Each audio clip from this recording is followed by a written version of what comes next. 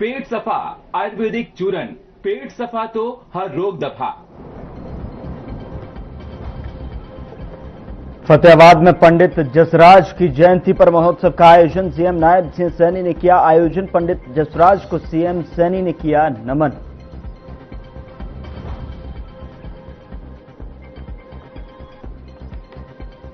PM Modi से मिले CM Nayab Singh Saini. Delhi में हुई दोनों नेताओं की मुलाकात। प्रदेश के विकास कार्यों और आगामी राजनीतिक कार्यक्रमों पर हुई चर्चा।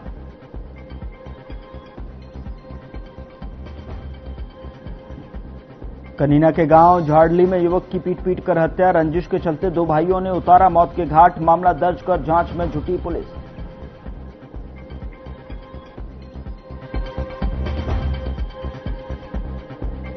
महेंद्रगढ़ के गांव रामबास में चली गोली। जमीन विवाद को लेकर 3 से 4 राउंड हुई फायरिंग। पूरे गांव में दहशत का माहौल।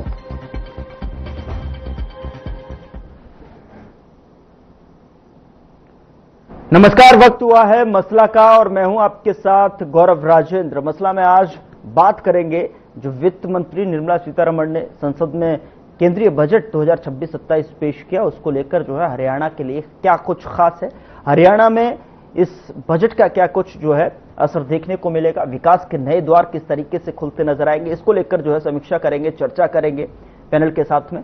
लेकिन कुल बजट आकार 53.5 लाख करोड़ रुपए का है, जिसमें पूंजीगत व्यय यानी कि कैंपेक्स को बढ़ाकर 12.2 लाख बढ़ोतरी हरियाणा जैसे तेजी से विकसित हो रहे राज्य के लिए वरदान साबित होगी, जहां एनसीआर की निकटता, मजबूत इंडस्ट्री और कृषि आधार विकास की रफ्तार को और तेज करेगा किया गया है।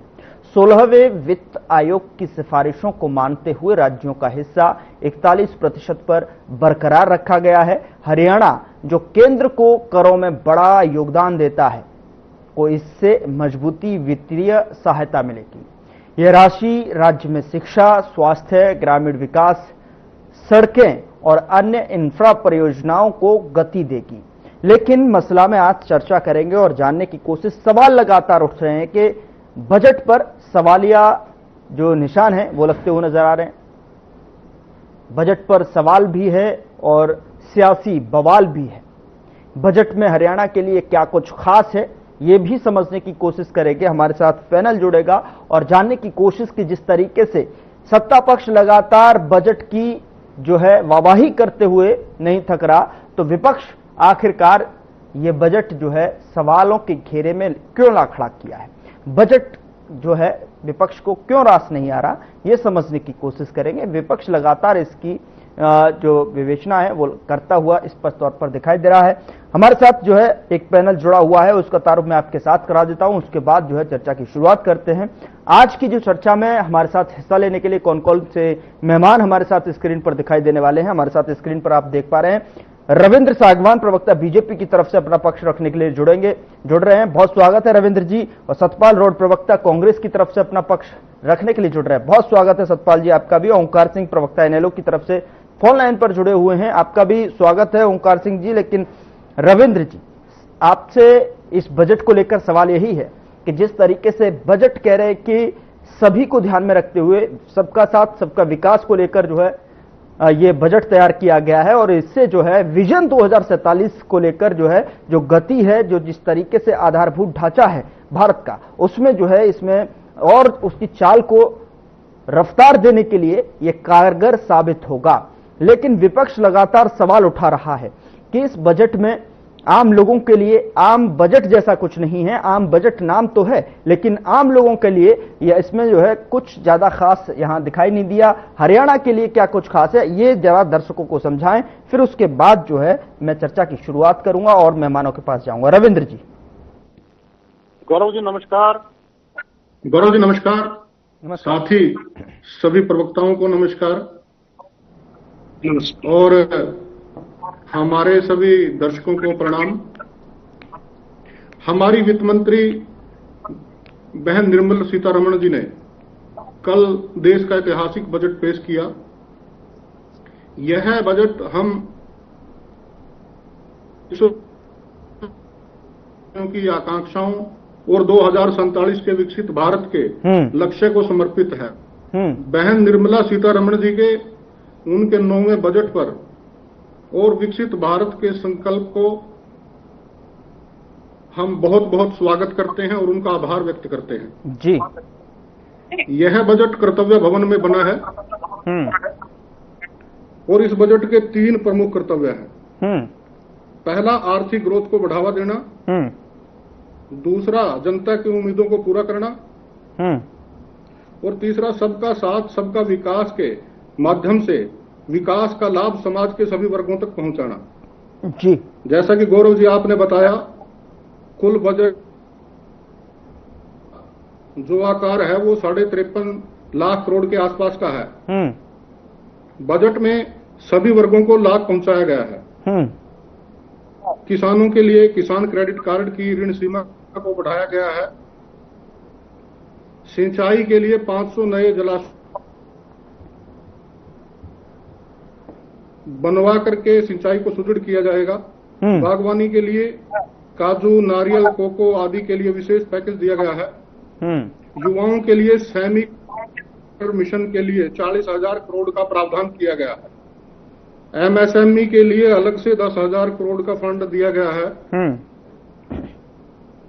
और स्वास्थ्य क्षेत्र का बजट 9% बढ़ा करके वो अब 1.05 लाख करोड़ का हो गया है। हर जिले में ट्रामा सेंटर बनाने जाने का जो है वो प्रावधान किया गया है। 3 नए आयुर्वेदिक एम्स बनाने का प्रावधान किया गया है। रक्षा बजट में भी 15% की भारी वृद्धि की गई है और 15% की वृद्धि के बाद अब 7.85 लाख करोड़ का हमारा रक्षा बजट होगा। शहरों के विकास के लिए अलग से 5,000 करोड़ रुपए का विशेष फंड का प्रावधान किया गया है। और रेलवे के अंदर नई क्रांति लाने के लिए 7 नए हाई स्पीड रेल कॉरिडोर बनाए जाएंगे। 20 राष्ट्रीय जल मार्ग बनाए। ये बजट हरियाणा के लिए बोलना क्या मांगा है? किए गए हैं। कपड़े सस्ते किए जाएंगे। इलेक्ट्रिक व्हीकल सस्ते हुए हैं। सोलर पैनल को सस्ता किया गया है। इन सभी योजनाओं का को टूरिज्म हब के रूप में लिया गया है। सी प्लेन के लिए हवाई पट्टियां डेवलप होंगी, जिसके अंदर अंबाला, करनाल, हिसार को सीधा फायदा होगा।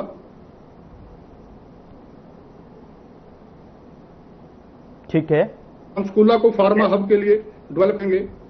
वो जिस प्रकार से हरियाणा के अंदर ईडब्ल्यूएस की जो इनकम है उसको 6 लाख से बढ़ा करके 8 लाख किया है, उससे हरियाणा को बड़ा फायदा मिलने वाला है। हरियाणा जिस प्रकार से देश के अंदर हरियाणा एक मॉडल प्रदेश है, जिसके अंदर बहुत सी ऐसी हैं। ये मॉडल प्रदेश स्मार्ट सिटी के लिए 2013 में सरकार आई बीजेपी। पीएम जन धन योजना है, पीएम जीवन योजना, बीमा योजना, पीएम जीवन योजना है, पीएम मुद्रा योजना के अंदर केंद्र की तरफ से फायदा दिया जाता है। चलिए ठीक है, मैं आता हूँ, क्योंकि ये जो बजट में जिस तरीके से जो बंटवारा किया गया है, बजट में जो प्रावधान जो जिस तरीके से जो पेश किया गया वो अमूमन जो है लोगों तक पहुंच गया है। लेकिन जिस तरीके से अगर सवाल उठता है, लगातार जनता की जो आकांक्षाएं, जो लगातार जो उम्मीद है कि जनता तक जो है किस तरीके से इसका जो असर है, जिस तरीके से उसकी जो आधारभूत जो ढांचा तैयार किया गया है वो उससे जनता को किस तरीके से किस हद तक जो है फायदा मिलता वो नजर आएगा, इस पर जो है चर्चा है। और किस तरीके से जो है ये बजट को लेकर जो विपक्ष ने सवालिया निशान खड़ा कर रखा है, सियासी गलियारे में जो है बवाल मचा हुआ है, उसको लेकर कहीं ना कहीं ये जो रास नहीं आ रहा है, क्या वजह है, किन वजहों की वजह से जो है विपक्ष इस पर सवालिया निशान खड़े कर रहा है। सतपाल जी, अगर हरियाणा की खास तौर पर बात की जाए तो हरियाणा और पूरे बजट की अगर बात की जाए तो जो सत्ता पक्ष है लगातार जो पीठ थपथपा रहा है कि बहुत अच्छा बजट है और इससे प्रभावी तौर पर जो है इसके असर जो है देखने को मिलेंगे, जनता को काफी जो है इससे लाभ मिलने वाला है। लेकिन 2047 विजन को ध्यान में रखते हुए और जो है मजबूती जो है देश को, प्रदेशों को यहां पर मिलने जा रही है। लेकिन हरियाणा की अगर बात की जाए तो हरियाणा को लेकर अगर बजट में देखा जाए तो 53.5 लाख करोड़ का ये बजट पूंजीगत व्यय को अगर मैं बात करूं तो उस पर कहीं ना कहीं 12 करोड़ तक बढ़ाया गया है। यानी कि जिससे बुनियादी ढांचे की अगर बात की जाए तो बुनियादी ढांचा, सड़कें, रेल, उद्योग में जो है निवेशों को बढ़ावा मिलेगा, खासकर एनसीआर हरियाणा के औद्योगिक क्षेत्र के लिए, तो आपको कहीं ना कहीं विपक्ष को क्यों रास नहीं आ रहा है, क्या वजह है, कहां पर कमी रह गई? क्योंकि अभी तो और जो है बजट में जिस तरीके से लगातार जो है सभी भारतीय जनता पार्टी के प्रवक्ता, भारतीय जनता पार्टी के नेता, समर्थक जो इस बजट को लेकर लगातार जो है तारीफों के पुल बात रहे। सतपाल जी, आप हमेशा जो है क्वेश्चन मार्क लेकर बैठे रहते हैं। तो मेरी हरियाणा की जनता को नमस्कार, राम राम। देखिए, हरियाणा सरकार है नायब और केंद्र सरकार के बजट में हरियाणा है गायब। में बीजेपी का ये 11वां बजट था। इस सरकार ने बजट में कुछ नहीं दिया जनता को। काफी उम्मीद थी, लेकिन ये ऊंट के मुंह में जीरा वाली बात है। सबसे पहले तो इनको शर्म आनी चाहिए बीजेपी वालों को कि कल रविदास जयंती, महान गुरु रविदास जयंती थी, छुट्टी के दिन, एतवार के दिन ये बजट पेश कर रहे हैं, क्योंकि सभी के सभी लोग कल पूरा भारतवर्ष अपना गुरु रविदास जयंती मना रहा था। चलो, इनको कोई जल्दी होगी, उसके लिए इनका काम है ये करना। मैं सबसे पहले पूछता हूँ, गरीब आदमी के लिए बजट में क्या दिया है? किसान के लिए क्या दिया है? मजदूर के लिए क्या दिया है? व्यापारी के लिए क्या दिया है? इन्होंने सिर्फ कुछ बढ़ाया। इन्होंने महंगाई, सिलेंडर, घर बनाने के लिए जो सामग्री होती है उसमें बढ़ोतरी की है। इन्होंने तो सिर्फ महंगाई के सिवा पेट्रोल डीजल पर कोई राहत नहीं, क्योंकि पेट्रोल डीजल सस्ता होता तो हरियाणा के आदमी को, किसान के लिए कुछ भी नहीं। इन्होंने एक नई तकनीकी पे भी कोई सब्सिडी नहीं है।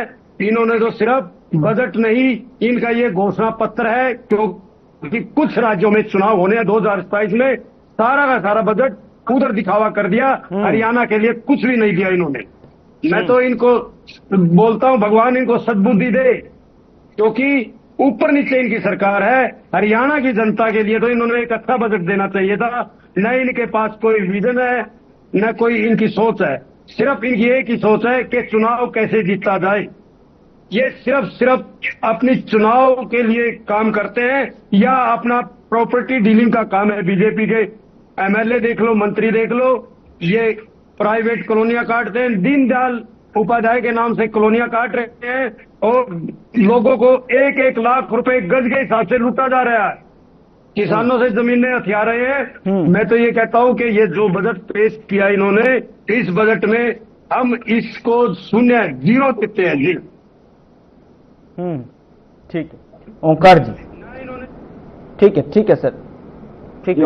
ओंकार सिंह जी, बजट को लेकर आप भी यही जो है विचारधारा या फिर जो यही जो विचार हैं वही व्यक्त करना चाहेंगे? चूंकि सतपाल रोड जी लगातार जो है कोसते हुए नजर आ रहे हैं, प्रश्न चिन्ह लगातार कांग्रेस उठा रही है कि इसमें जो है आम जनता के लिए कुछ नहीं, किसानों के लिए कुछ नहीं है, रोजगार के लिए, युवाओं के लिए कुछ नहीं है। हालांकि जो सरकार है वो कहती नजर आ रही है कि इससे एनसीआर में बेहतर कनेक्टिविटी, इंफ्रा कनेक्टिविटी, क्वालिटी, उद्योगों को बढ़ावा। करों की अगर बात की जाए तो करों में राज्य को जो है अधिक हिस्सा दिया गया, तकरीबन 20,772 करोड़ के आसपास ये जो करों में इसमें जो हिस्सा दिया गया है, तकरीबन उसकी अगर मैं परसेंटेज की बात करूं तो लगभग यहां पर 36% की जो बढ़ोतरी दिखाई दी है।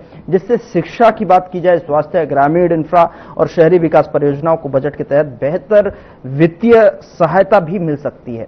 तो इसमें और जो है कहां खामी रह गई जो विपक्ष को रास नहीं आ रही? ओंकार साहब, कनेक्टिविटी की बात कर रहे हैं। क्या ये कनेक्टिविटी पहले नहीं थी? क्या बीजेपी के आने के बाद कनेक्टिविटी हुई? मैं तो ये पूछना चाहता हूँ, इस बजट में ऐसी कौन सी अदृश्य चीज सरकार ने जनता को दी जो विपक्ष को नजर नहीं आ रही है और सत्ता पक्ष को नजर आ रही है? दूसरी बात, ये 2047 की बात करते हैं। मैं ये पूछना चाहता हूँ कि आज हम 2026 में जी रहे हैं। आज हमारे को रोजगार चाहिए, आज हमारी भुखमरी दूर करने के साधन चाहिए, आज हमें इंफ्रास्ट्रक्चर की जरूरत है। आज की बात कीजिए, 2047 में आज युवा जो 25 साल का है वो 47 साल का हो जाएगा।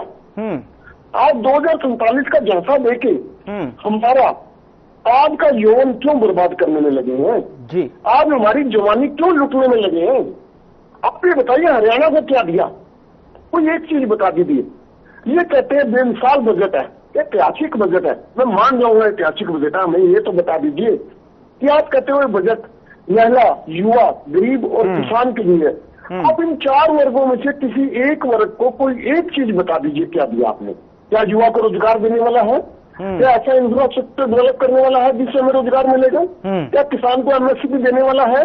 क्या महिला को नौकरी और रोजगार की गारंटी देने वाला है? और क्या गरीब को 5 किलो अनाज से मुक्ति दिलाने वाला बजट है? ये बताइए। 5 किलो अनाज पर 82.5 करोड़ जनता को निर्भर कर दिया। और हमारे वित्त मंत्री जी निर्मला सीतारमण जी कहती हैं कि 25 करोड़ को हमने अमीर बना दिया, मतलब बीपीएल रेखा से ऊपर उठा दिया। आप देखिए, 25 करोड़ प्लस 82.5 करोड़, 107.5 करोड़ जिस देश में गरीब हो, 140 करोड़ में से क्या वो देश विकसित भारत है? शर्म आती है इनके आंकड़ों के ऊपर, इन्हीं के आंकड़ों पर शर्म आती है। आज आप भारत को कहां लेके आगे? 12 साल से तुम्हारी सरकार है। आप 2047 की बात करें, आपने तो बोला था 2022 में हम प्रत्येक व्यक्ति को घर में नल में जल देंगे। 2022 का किसान की आय दुगनी करेंगे। खीर दुगनी? क्या प्रत्येक व्यक्ति को घर मिल गया? आलम यह है कि पिछले वर्ष के बजट में PMAY, प्रधानमंत्री आवास योजना का जितना आवंटन था, उस आवंटन में भी 12,000 करोड़ पूरा नहीं किया, बच गया, लैप्स हो गया। और प्रधानमंत्री सड़क योजना में जितना आवंटन था 8,000 करोड़, उसमें से भी लैप्स हो गया। आज परिस्थितियां ये सिर्फ जुमले देने के लगे, कुछ नहीं है इनके पास। जनता जान चुकी है। और अगर ये सफल बजट था, अगर ये ऐतिहासिक बजट था, तो सबसे पहले उसी दिन शेयर मार्केट 1500 पॉइंट डाउन गई। क्यों? रिजल्ट तो उसी दिन तुम्हारे सामने था। अगर बजट बेमिसाल होता, अगर बजट ऐतिहासिक होता, तो शेयर मार्केट ग्रो करती। शेयर मार्केट धड़ाम हुई, लाखों करोड़ रुपए निवेशकों का पानी में चला गया। कौन जिम्मेवार है इसका?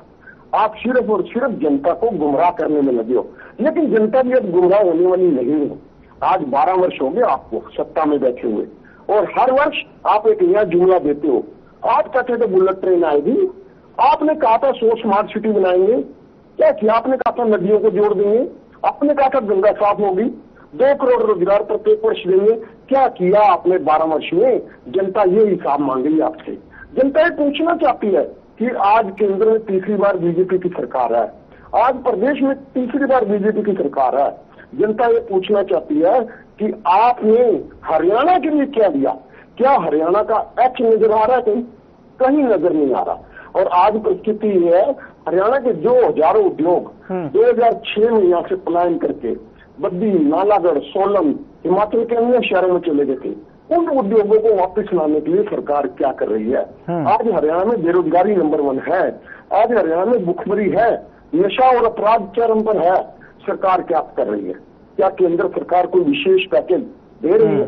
केंद्र सरकार अगर उत्तर प्रदेश को IIM दे सकती है, IIT दे सकती है, एग्रीकल्चर जोन दे सकती है, विशेष पैकेज दे सकती है, तो हमारा हरियाणा का क्या कसूर है? हमारे को क्यों नहीं दे सकते आप? क्या हमारे में कोई कमी है? क्या हरियाणा में बीजेपी की सरकार नहीं बनाई? क्या हरियाणा में बीजेपी की पिछली बार सरकार नहीं बनी? क्या हरियाणा के 5 MP आज संसद में नहीं है?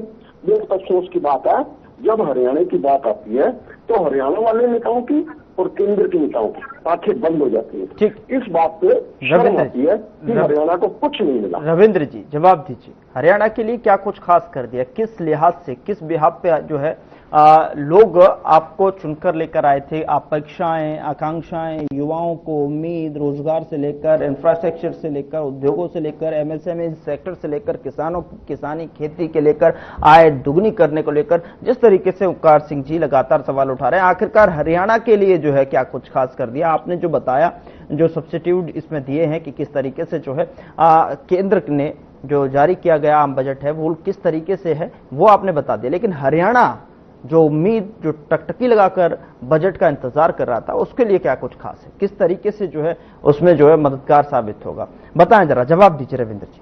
गौरव जी, पक्ष कभी भी सत्ता पक्ष के काम की बड़ाई नहीं करता। यदि ये बजट अच्छा है तो सत्ता पक्ष इसको अच्छा क्यों कहेगा?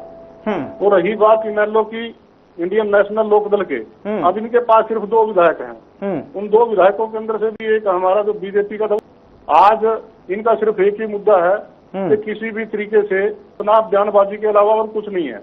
आज मेरे साथी ओंकार सिंह जी जो हरियाणा का जो पिक्चर दे रहे हैं, अब हरियाणा वो नहीं है, अब हरियाणा में हम सबसे ज्यादा बुढ़ापा पेंशन दे रहे हैं। सारी फसलें एमएसपी के ऊपर बिकती हैं, 24 फसलें हम एमएसपी के ऊपर बेच रहे हैं। लाडो लक्ष्मी, यहाँ पर लाडो लक्ष्मी की हमने हर बहनों के लिए 2100 रुपए की स्कीम शुरू की है। हरियाणा देश का वो राज्य है जो सबसे ज्यादा बासमती एक्सपोर्ट करता है। हरियाणा देश का ऐसा राज्य है जहाँ पे सारी पंचायतें पढ़ी लिखी हुई हैं, और हरियाणा देश का वैसा पहला राज्य है जहाँ आज सबसे ज्यादा मेडल लेकर के आते हैं। हमारी खेल नीति है, तभी तो मेडल लेकर के आते हैं। आज हरियाणा का हर 10वां जो जवान है वो सेना के अंदर है। यदि हमारी सेना की नीति, हमने 15 बनाए हैं। पहले हमने जो गवर्नमेंट कॉलेज थे 80 नए गवर्नमेंट कॉलेज खोले हैं, जिनके अंदर से 30 महिलाओं के लिए खोले हैं। वो तो हमने ऑक्सीजन के प्लांट लगाए हैं, 1.5 लाख नौकरियां दी हैं। और कांग्रेस वाले जो बात कर 15.5 करोड़ रुपए मुआवजा देने का काम किया है। और मैंने जैसा आपको बताया, उसके अलावा ये केंद्र इतना कुछ हरियाणा को मिलता है। मैंने आपको बताया पीएम जनधन योजना चलती है, पीएम जीवन ज्योति बीमा योजना चलती है, पीएम मुद्रा योजना चलती है, अटल पेंशन योजना चलती है, सभी किसानों को किसान सम्मान निधि मिलती है। हरियाणा रमन जो है वो कांग्रेस मुक्त हो चुका है। आप 5 सेकंड के लिए आपके पास आऊंगा फाइनल कमेंट के लिए। सतपाल जी जवाब दीजिए, फाइनल कमेंट 10 सेकंड के भीतर जो है समय रहते प्लीज। ठीक है सर, हो गया। सतपाल जी को लेकर आए। सतपाल जी बोलिए। सतपाल जी बोलिए।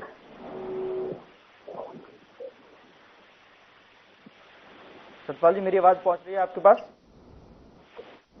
लगता है मेरी आवाज नहीं पहुंच पा रही है। ओंकार सिंह जी से फाइनल कमेंट ले लेते हैं। क्या बजट से छोटे उद्योगों को फायदा नहीं मिलेगा? क्या इस तरीके से दिखाई नहीं दे रहा है क्या जो बजट आने से रोजगार सृजन के लिए बजट में क्या कुछ खास लोगों के लिए जो मजबूती नहीं मिलेगी जिस तरीके से कर दिया जा रहा है? ओंकार सिंह जी, में बजट आए, क्या उन बजट से रोजगार के जिससे हमें रोजगार मिलेगा, जिससे हमारी गरीबी खत्म होगी, ऐसी कोई विषय अगर आप उत्तर प्रदेश को, क्योंकि उत्तर प्रदेश में चुनाव है निकट भविष्य में, अगर उसमें चुनाव को देखते हुए उत्तर प्रदेश को विशेष सुविधाएं दे सकते हो तो भाई हरियाणा का क्या कसूर है? हरियाणा भी तो बीजेपी के साथ ही है। क्या महिलाओं को? ठीक है सर, जो है समय इससे ज्यादा मुझे इजाजत नहीं दे रहा है। जो है मसला सतपाल रोड जी को बजट को लेकर चर्चाएं चल रही हैं और उस पर जो है सवाल लगातार जो है विपक्ष उठाता नजर आ रहा है, जिसको लेकर जो है सियासी गलियारे में एक बवाल अलग तरीके का दिखाई दे रहा है। लेकिन लगातार सत्ता पक्ष अपनी पीठ थपथपाते जो रफ्तार है विकास की, जो इस बजट के माध्यम से जो है मिलती नजर आएगी, उसमें इंफ्रास्ट्रक्चर हो, चाहे विकास हो, चाहे उद्योग जगत के लिए हो, वहां पर जो है खास मदद किस तरीके से धरातल पर दिखाई देगी, ये भी देखने वाली बात होगी। फिलहाल मसला में इतना ही। नमस्कार।